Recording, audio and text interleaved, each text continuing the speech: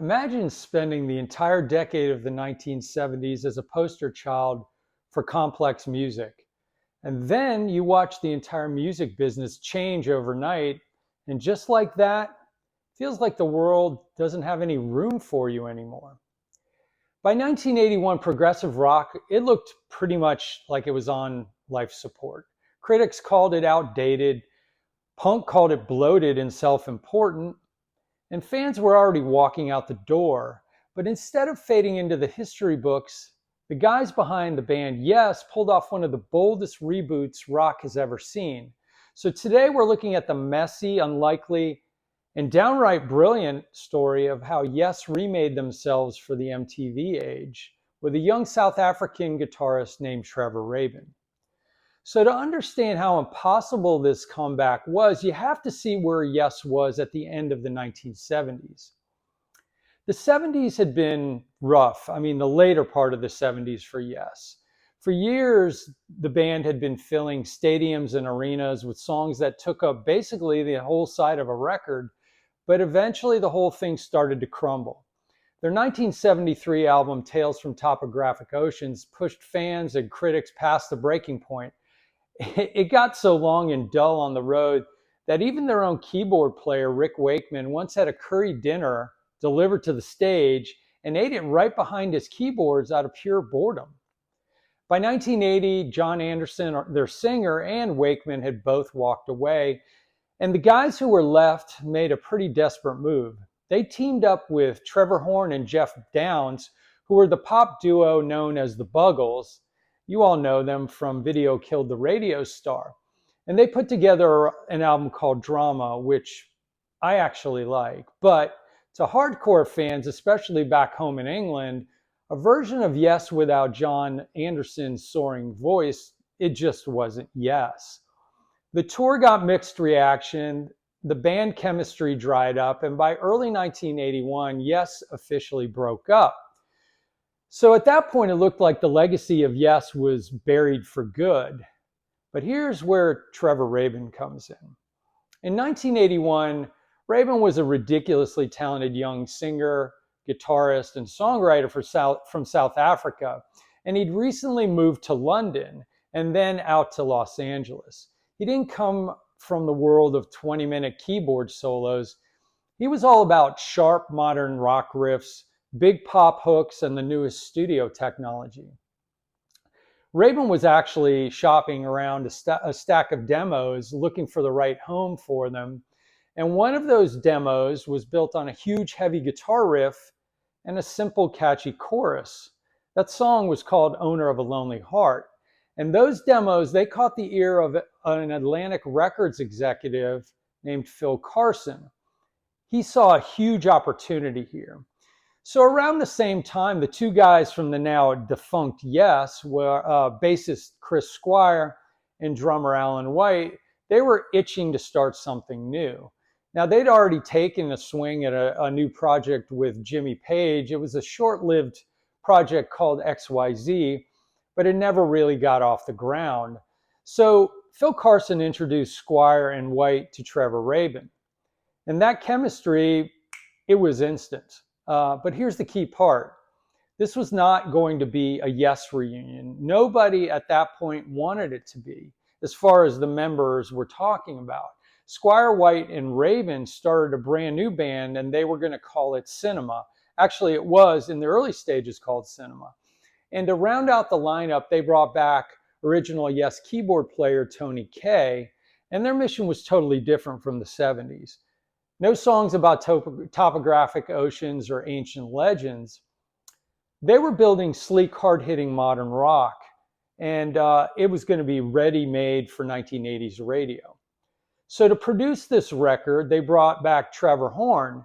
So he had gone from singing in Yes on that Drama album to becoming a genius behind the mixing board. Now, Horn, he heard raw power in Owner of a Lonely Heart, but he knew that it needed a bold new sound to cut through the early noise, or the noise of the early 80s, I should say. And those recording sessions, they were brutal. Horn, he was a perfectionist. He pushed the band to use the newest gear of the era, especially a digital sampler called the Fairlight CMI. He wanted sharp edits, massive drum sounds, and unexpected bursts of noise. And that caused a lot of friction, especially with Tony Kaye. Kaye was more in the line with the classic Hammond organ sound over digital synths. And Tony Kaye actually walked out of the sessions for a while. And Rabin and Horn actually butted heads too. They were fighting over how to arrange Owner of a Lonely Heart. But through all the arguing, they were building a sound that wasn't looking backward. It sounded like the future. So by the spring of 1983, the Cinema album was in the mixing stage and it was nearly done. It was a masterpiece of modern, heavily produced rock. And then came the wild card that changed everything. Chris Squire reached out to John Anderson. And now here's something that a lot of people get wrong. Anderson didn't come crawling back asking for his old job. He had zero plans to work with these guys again. Chris Squire was the one that made the move. He called Anderson and he drove over to his place and played him the tracks. Now, John Anderson, he was blown away by what he heard. I mean, he loved the power and the freshness of it. So Squire asked him a pretty simple question. He said, "Would you sing on these?" And he added something to the effect of, "If you do, we can call it Yes." On top of that, the record label was already pushing hard for the Yes name to come back to this project. And there were three former members who were already in the band in Squire, White, and Kaye. So to the executives, calling it anything else but Yes was leaving money on the table. So John Anderson came into the studio. He laid down his unmistakable voice over these tracks and tweaked some of the lyrics. And with that, the label made the big call. They dropped the name Cinema. This wasn't a new band anymore. This was the rebirth of Yes. And Trevor Rabin suddenly found himself as the lead guitarist and co-lead singer of a legendary prog rock band he never planned on joining. On October 24th, 1983, they put out the single, Owner of a Lonely Heart, and 2 weeks later in early November, the album followed. And they called it 90125, which was named after nothing more than its catalog number on the label. If old school fans dropped the needle on this new album expecting gentle acoustic guitars or cosmic journeys, they got hit with a sonic sledgehammer instead. I mean, Owner of a Lonely Heart had Rabin's biting guitar riff. It had, dare I say, a danceable beat and Horn's famous jarring blasts of digital horns. It was slick, it was modern, and it had a wild, high-budget music video that ran what seemed like constantly on MTV. But here's the thing that I think a lot of people forget. It wasn't an overnight smash. The song entered the Billboard Hot 100 down at number 62, and then it started climbing. Top 30 by the end of November and top 10 by the middle of December. It was number 2 in the middle of January, and finally on January 21st, 1984, it hit number 1, where it sat for 2 straight weeks. And that's about 11 weeks of grinding up the charts. Week after week, radio programmers and MTV viewers had to be won over one at a time. This wasn't a hit that got handed to them because of the Yes name. They really just had to earn it from the bottom of the chart up. And when it landed big time.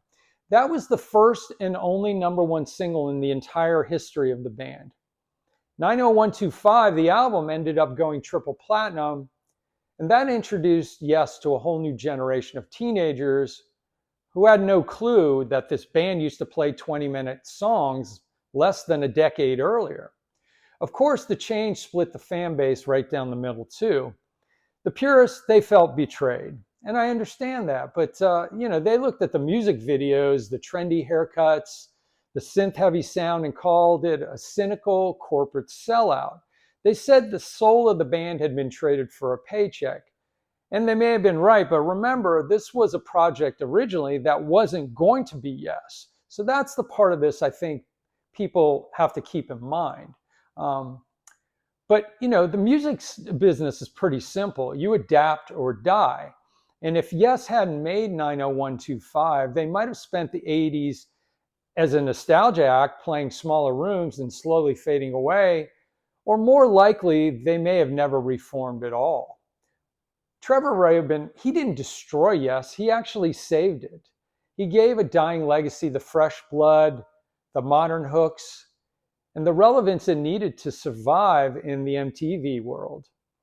And they proved something important along the way. Great musicianship doesn't have to be long-winded to be great. So what do you think? Was 90125, that era, was that a betrayal of everything Yes stood for? Or was it instead a masterclass in how to survive in rock and roll? Let me know your honest thoughts down in the comment box below. And if you enjoyed this video and aren't already a subscriber, please hit the subscribe and like button.